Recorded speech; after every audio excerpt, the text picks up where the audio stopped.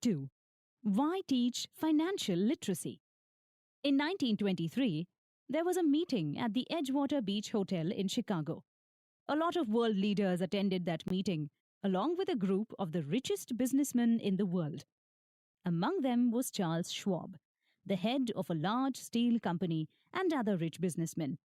25 years later, after that meeting, all these men either died broke, committed suicide, or went insane. People care so much about making money that they forget to receive an education that teaches them how to keep it.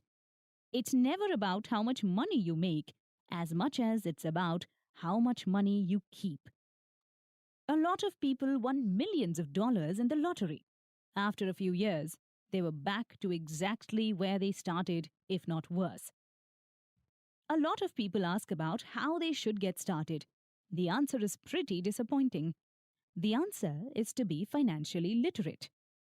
When you want to build the Empire State Building, you'd have to dig a deep hole and pour a strong foundation. When you want to build a small house, pouring a 6-inch slab of concrete is all you have to do. Unfortunately, most people build an Empire State Building on a 6-inch slab of concrete, and it crumbles. Poor Dad wanted Robert to read books and study, while Rich Dad wanted him to be financially literate. The school system teaches people how to build homes with no foundation. While reading books and studying is still important, it's not enough. Rule number 1.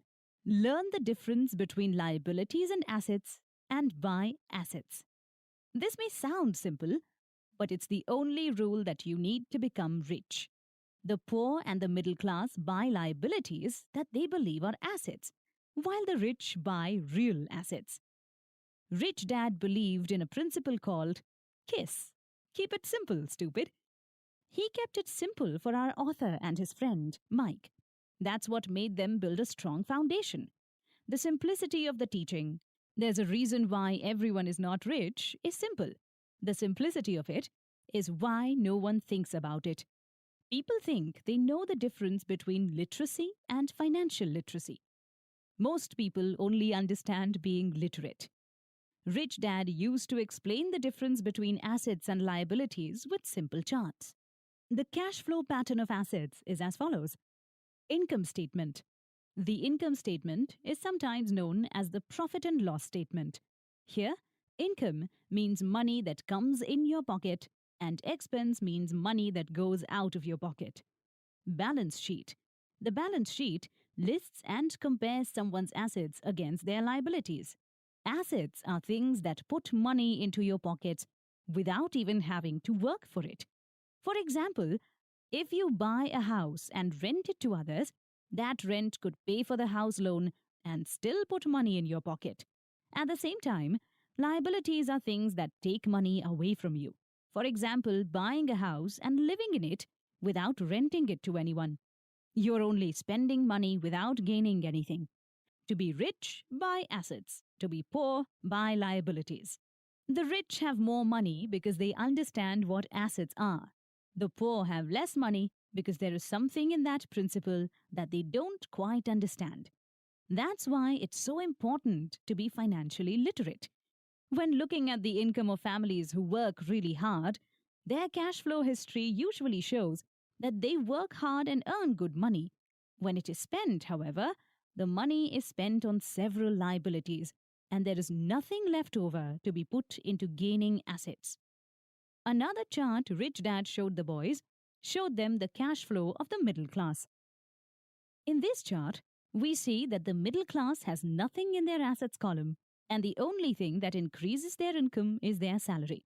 However, when we look at their expense category, the middle class loses most of their money to rent or a mortgage, taxes, and everyday expenses. That's how the middle class spend their money, and if they continue to do so, they'll forever stay middle class.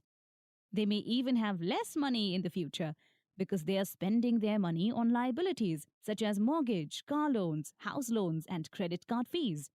Poor people, on the other hand, do not buy liabilities, but they don't buy assets either.